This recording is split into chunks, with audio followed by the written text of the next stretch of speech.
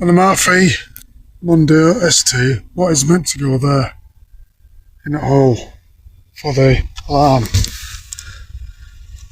because he's really bugging me now.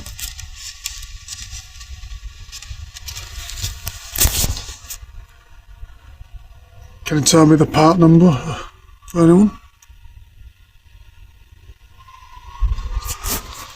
And can you tell me if that is correct? How far it should go up?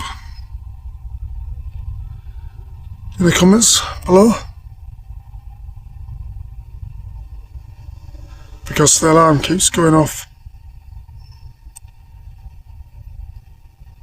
Thank you.